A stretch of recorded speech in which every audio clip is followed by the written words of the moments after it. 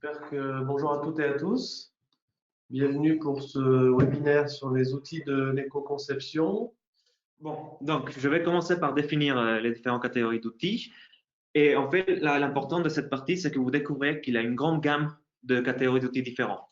Parce que quand nous pensons à éco-conception, de manière générale, nous pensons à ce qu'on appelle l'ACV, l'analyse de cycle de vie, un outil d'évaluation environnementale qui permet d'avoir des indicateurs, qui permet d'avoir un grand nombre d'indicateurs environnementaux différents, une évaluation des différents produits ou une comparaison sur, par exemple, le changement climatique, sur l'eutrophisation, l'acidification ou un grand nombre de multicritères. Donc, en tant que logiciel d'expert, nous connaissons par exemple le CIMAPRO ou Gabi, mais aussi il y a l'accès à des logiciels open source comme OpenLCA. Je ne vais pas trop rentrer dans les détails des ACV parce qu'en général, il y a beaucoup de documentation et beaucoup d'informations déjà sur ce type d'outils. Donc, je vais profiter de ce moment-là pour vous présenter les autres catégories qui existent pour voir un peu une cartographie différente. Donc, pour que vous sachiez, les outils d'éco-conception se divisent principalement sur deux axes. Un axe évaluation environnementale, donc des outils qui aident à la comparaison et à l'évaluation des différents produits, mais aussi un axe d'amélioration environnementale, donc des outils qui servent à inspirer différentes stratégies d'éco-conception et à orienter la démarche d'éco-conception vers des stratégies spécifiques. Donc, vous voyez que selon la catégorie que vous allez choisir, vous pouvez avoir différents objectifs, différents livrables de votre outil. Donc, moi, je vais commencer déjà pour vous définir qu'est-ce que c'est l'ACV simplifié, qui va vous donner quand même une évaluation environnementale multicritère.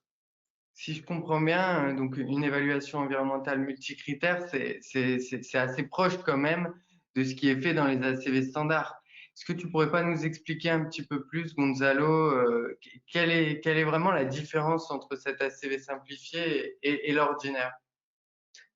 En fait, ce qu'il faut comprendre, c'est que dans l'histoire de l'ACV, il y a un moment où l'évolution de l'outil s'est divisée en deux grandes branches. Une branche où l'outil est devenu très performant.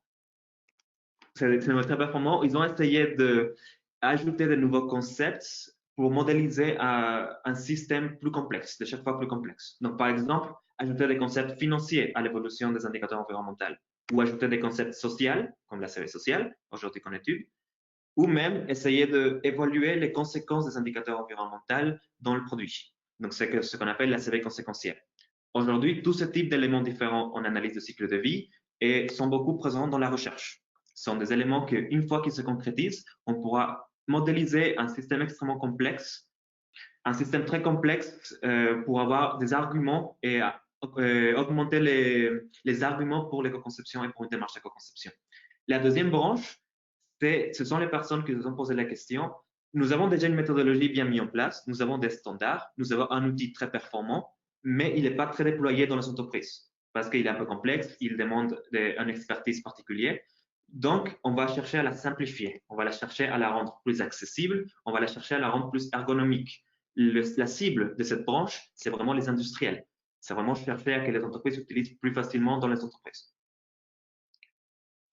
Donc, l'analyse simplifiée des cycles de vie, il a deux grands types.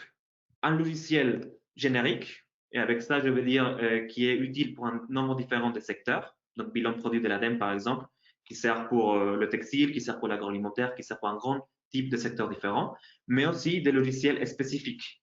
Si nous regardons, par exemple, BI de Citeo, c'est un logiciel d'analyse de cycle de vie simplifié visé vers le packaging, vers les emballages. Les données d'inventaire sont réparties selon les types d'emballages différents, emballage primaire, emballage secondaire, emballage tertiaire. Et c'est un vocabulaire qui sert beaucoup aux gens qui connaissent le secteur. Donc, c'est vraiment spécifique à eux. Ils existent aussi, par exemple, Espinitz dans le secteur du textile ou Ecomeuble dans le secteur du mobilier. Donc, ce sont des outils un peu plus simplifiés, souvent gratuits et plus ergonomiques. Par contre, les données agrégées et cette simplification va éviter de rentrer trop dans le micro de l'éco-conception. On ne saura pas en précis quel est le procès ou quel est dans le processus ce qui va être le plus impactant. Mais on aura une vision macro de quelles sont les tendances et quels sont les axes d'amélioration de votre produit. Restons dans la même méthodologie, nous avons les matrices d'indices écologiques que eux, au lieu d'avoir une réponse multicritère comme les ACV et les ACV simplifiés, nous avons des résultats en millipoints, en score unique. Mais du coup, un score unique, dans quel but et pourquoi comment on crée un score unique, Gonzalo? En fait, ce qu'il faut comprendre, c'est que le score unique, en fait, c'est une méthode mathématique. On va passer des résultats d'un ACV. Donc, un ACV donne des résultats multicritères, toxicité humaine, création d'oxydants, couche d'ozone, etc., etc. La méthode de score unique va prendre tous ces indicateurs environnementaux multicritères, il va les normaliser, donc il va les rendre dans un équivalent, une unité équivalente, et après, avec un système de pondération, on va les ajouter un à un. On va faire une addition de tous ces indicateurs et on va créer un score unique.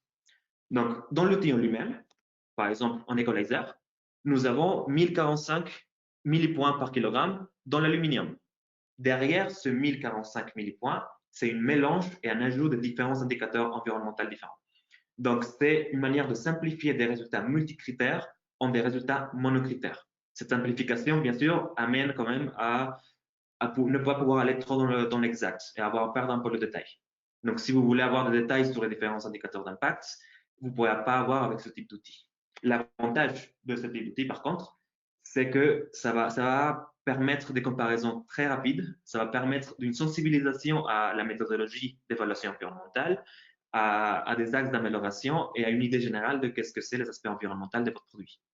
Si je comprends bien, du coup, cette matrice d'indice écologique permettrait dans un premier temps d'avoir une première vue des principaux enjeux environnementaux et de voir si ensuite on a besoin d'aller dans une évaluation environnementale plus détaillée. Exactement, c'est un premier niveau d'évaluation qui va permettre les premières actions. Et plus on va vouloir aller dans les détails, donc soit on va aller vers l'ACV simplifié et après éventuellement dans l'ACV vraiment rigoureux, SIMAPRO ou OpenACV.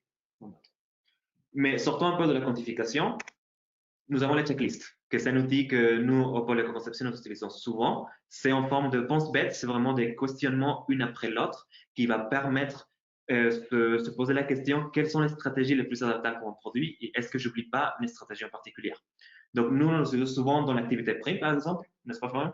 Donc oui, de manière générale, donc par exemple lors de nos ateliers ou lorsqu'on arrive en entreprise pour avoir un premier niveau, pour avoir pour essayer de mettre en place l'éco-conception dans une entreprise, on peut être amené à utiliser ce type de checklist. Donc là, c'est le niveau 1, on va dire, avec des grandes stratégies tout au long du cycle de vie du produit, et on peut démultiplier ce nombre ces grands numéros, donc le 1, le 2, le 3, en sous-catégories jusqu'à créer un outil que nous, on a en interne, donc qui regroupe une centaine de critères pour réduire les impacts environnementaux pour un produit.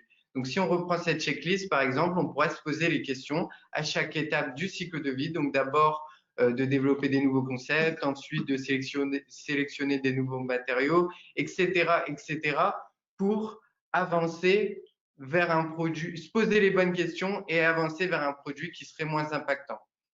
Ces checklists, donc celle-là que je vous présente, c'est la roue de Prédzé ou la roue des stratégies d'éco-conception. On peut aussi voir des routes des stratégies équivalentes comme celle qu'on a créée dans le secteur du mobilier, qui reprend ces stratégies standards et qui les spécifie pour le secteur du mobilier.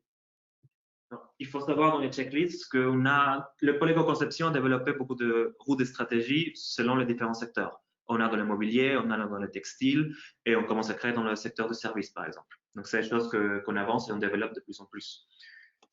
L'intéressant des checklists, nous, on les aime bien parce qu'ils sont très versatiles. Nous pouvons l'utiliser en tant qu'outil d'inspiration, comme nous avons vu, un questionnement et avoir des idées pendant le brainstorming, mais aussi on peut utiliser l'outil comme un outil d'évaluation. Vous prenez par exemple votre produit de référence, vous passez la checklist, oui, non, selon les différentes stratégies et les différents indicateurs. À la fin de votre démarche d'éco-conception, une fois que vous avez votre produit éco-conçu, vous repassez la même checklist, vous reposez les questions et vous avez donc une situation initiale, une situation finale que vous pouvez avoir évaluée et voir les comparaisons. En plus, vous pouvez nourrir votre checklist des indicateurs chiffrés, indice de recyclabilité, un pourcentage en particulier ou pourcentage de matière recyclée. Et comme ça, vous pouvez construire un checklist vraiment précis par rapport à vos contraintes et vos besoins. Donc, les meilleurs checklists qui existent, donc là, vous présentez un peu les génériques et les spécifiques à un secteur. Mais les meilleures checklists qui vont exister sont vraiment les internes en entreprise, ceux qui vont être construites par rapport aux contraintes et aux besoins de chaque entreprise.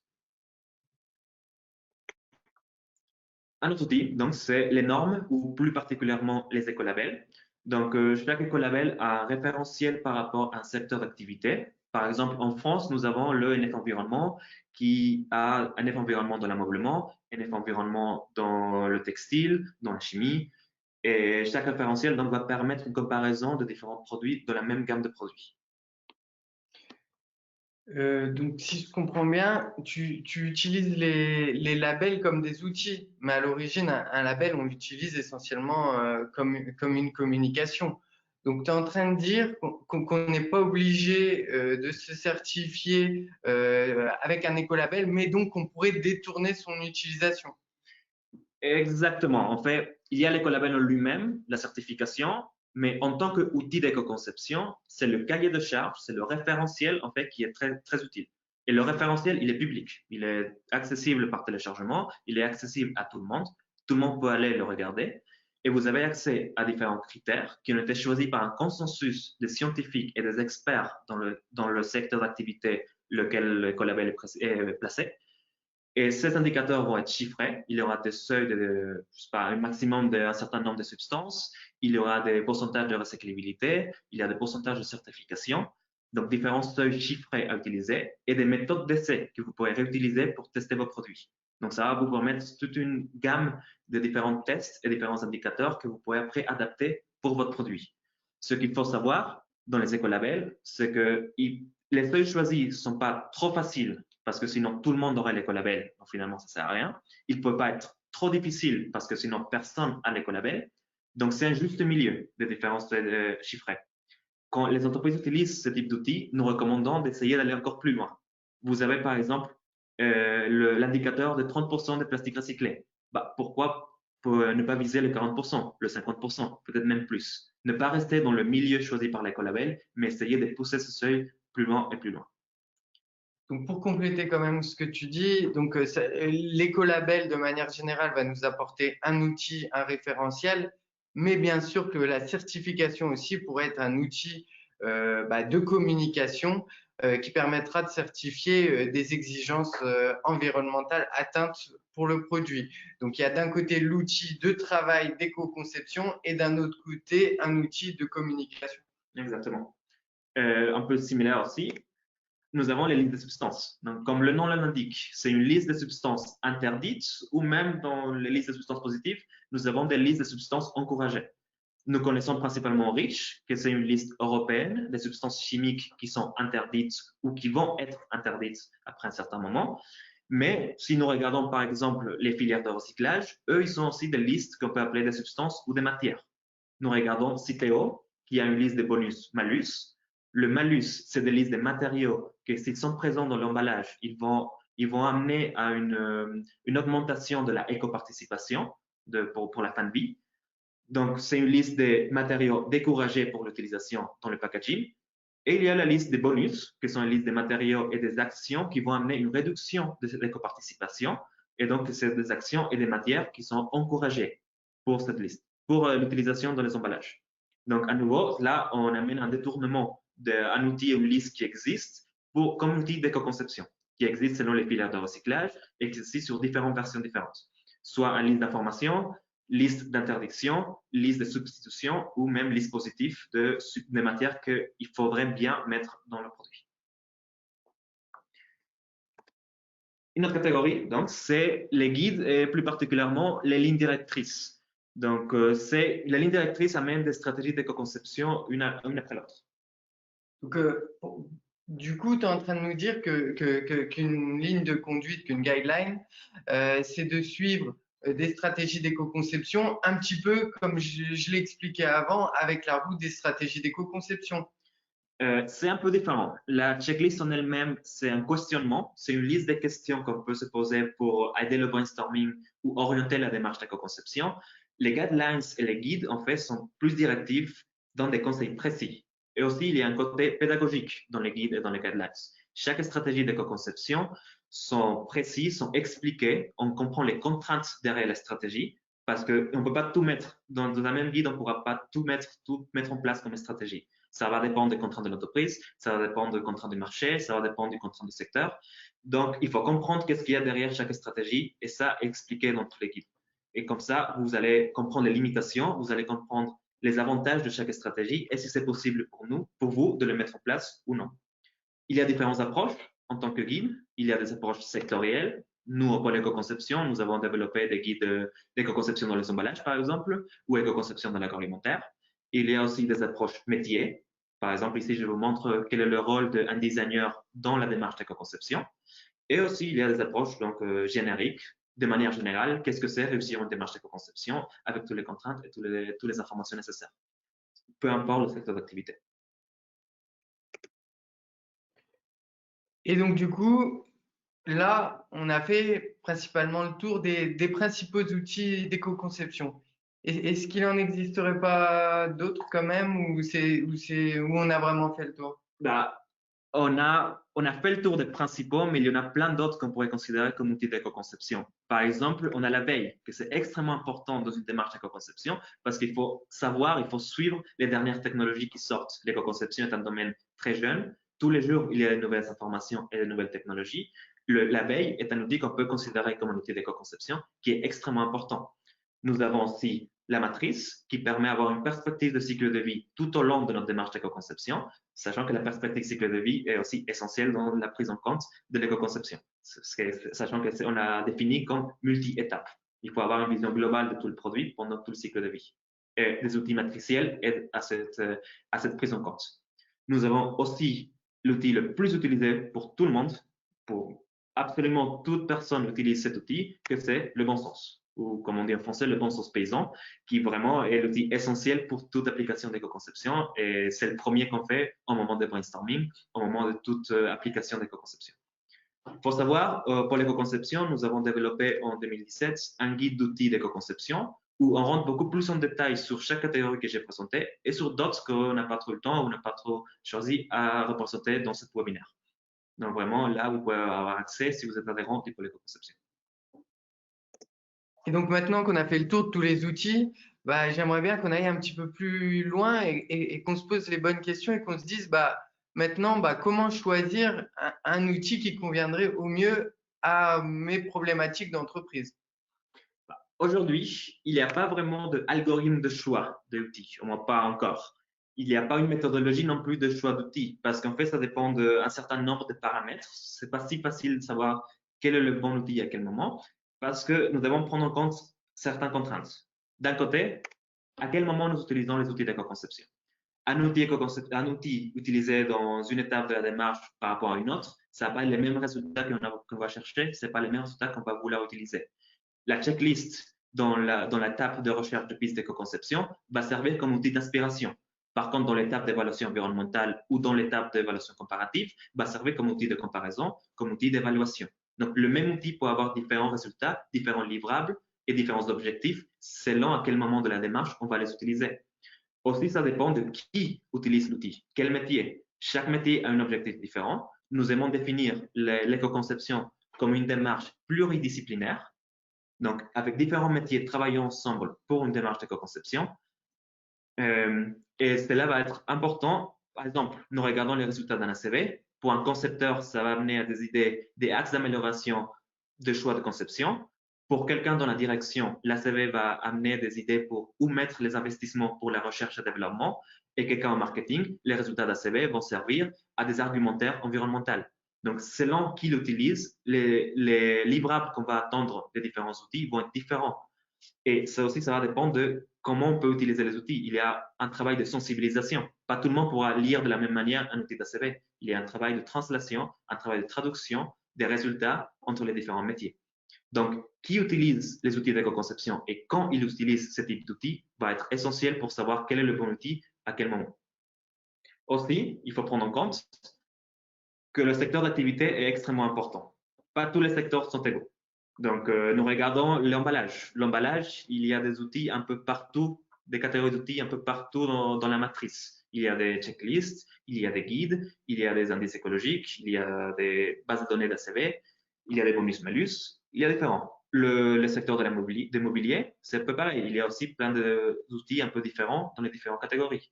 Le secteur de l'informatique, il y a un peu moins. En ce moment, on est en train de le développer grâce à un organisme comme Green IT, qui travaille de plus en plus pour créer de différents outils qu'on peut utiliser. Mais si on regarde des secteurs comme le sport ou la chimie, le choix d'outils va être vraiment limité. Donc, selon le secteur à lequel on est placé, on n'aura pas disponible le même type d'outils d'éco-conception et on va devoir s'adapter par rapport aux outils qui sont disponibles. Donc, ça, c'est un choix aussi important et qu'il faudra prendre en compte au moment de rentrer dans une démarche d'éco-conception. Donc, Gonzalo, quelle est la conclusion de tout ça? Quel outil choisir et surtout, est-ce que je pourrais pas avoir un outil qui me permette de tout faire une fois de plus? Ça serait bien plus simple. Ah. Aujourd'hui, nous définissons l'éco-conception comme une démarche qui est multi-étapes, qui est multi-critères, qui est pluridisciplinaire. Moi, j'aimerais ajouter encore un concept qui est multi-outils. Un seul outil n'est pas suffisant pour entrer dans une démarche d'éco-conception et pour réussir la démarche d'éco-conception. Un seul outil ne va pas répondre à tous les objectifs à tout moment pour tout le monde. L'éco-conception, pour avoir le meilleur chance de réussir, on a besoin d'utiliser des outils une après l'autre de manière successive, bien faire le choix au fur et à mesure de la démarche. Aujourd'hui, il y a des outils qu'on appelle hybrides, qu'on commence à développer de plus en plus, c'est un outil avec une mélange des différentes catégories. Mais il n'y a pas vraiment un seul outil qui va répondre à tous les objectifs qu'on a. Donc vraiment, pour une démarche d'éco-conception et pour maximiser la réussite d'une démarche d'éco-conception, il faut apprendre à connaître les outils qui sont disponibles dans le secteur et à savoir les utiliser une après l'autre. Alors justement, par rapport à ça, donc, vous avez vu qu'avec ce panorama des outils qui est très large, hein, qui est très vaste, il faut arriver à positionner sa démarche, hein, et donc c'est aussi le but d'une opération régionale comme PRIM, avec, comme je l'ai indiqué en début de webinaire, cette offre de services à la carte, hein, et donc là vous voyez les 3 niveaux, les 4 niveaux même sur lesquels on intervient. Un premier niveau qui va plus être le premier niveau d'information et de sensibilisation, c'est ce qu'on fait actuellement avec ce webinaire, hein.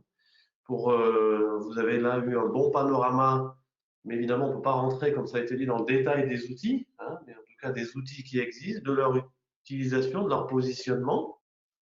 Voilà, donc sachant que vous l'avez vu, le pôle éco-conception est aussi un centre de ressources pour vous sur ces outils, mais aussi sur lui-même et lui-même producteur d'outils, de guides, sur lequel vous pourrez vous appuyer dans le cadre de votre démarche éco-conception.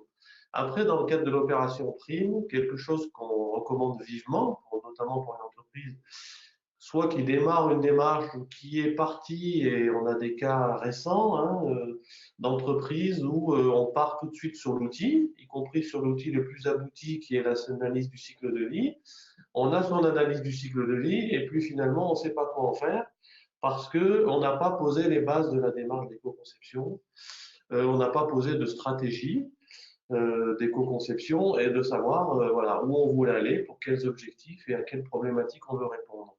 Et donc, dans le cadre de l'opération PRIM, on a qui est aussi un outil d'ailleurs, cet outil de diagnostic initial ou de pré-diagnostic, qui est déjà utilisé depuis longtemps, que le pôle fait évoluer au fil du temps, et donc qui vous permet effectivement de poser les bases de votre démarche d'éco-conception, de voir quels sont vos enjeux en termes de marché, en termes réglementaires, en termes de positionnement concurrentiel, et de commencer à travailler sur un produit, une gamme de produits, un service, et de voir un peu quels sont vos enjeux aussi sur cette au travers de l'approche multi-étapes et multi-critères, comme ça a été indiqué précédemment, et justement aussi de vous aider à vous orienter dans le bon choix d'outils derrière que vous pourrez mettre en place progressivement pour avancer dans votre démarche d'éco-conception, sachant que, comme l'a dit Gonzalo, en général, c'est pas un seul outil qui va, voilà, ça va être voilà, une suite d'outils, mais qu'il faut arriver à bien articuler pour avancer correctement dans sa démarche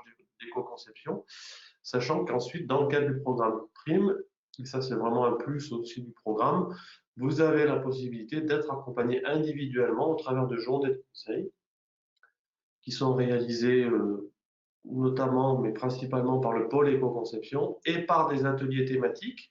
Et donc, vous allez le voir, c'est ce qu'on vous propose évidemment sur ce sujet des outils, qui, vous l'avez compris, est vaste. Et donc, on vous incite fortement, si vous souhaitez approfondir, à participer à un atelier. Donc, les ateliers, c'est un format d'une demi-journée qui vous permet d'approfondir le sujet présenté en webinaire. Et puis, pour terminer, vous avez la possibilité d'être accompagné au long de votre projet par votre conseiller CCI pour le bon avancement de la démarche. Donc, toutes les informations sont sur une page dédiée donc sur le site du pôle. Et en termes de modalités pratiques, vous les avez sur cette diapositive. Voilà, donc ce programme bénéficie d'un soutien de l'ADEME, notamment. Et comme vous nous avez été nombreux à nous le demander, on vous transmettra de toute manière la présentation à la suite. Donc, vous aurez toutes ces informations détaillées. Voilà, donc vous avez la possibilité comme ça de certains accompagnements comme le prédiagnostic sont non facturés et d'autres avec un coût réduit grâce aux financements qui sont mobilisés dans le cadre de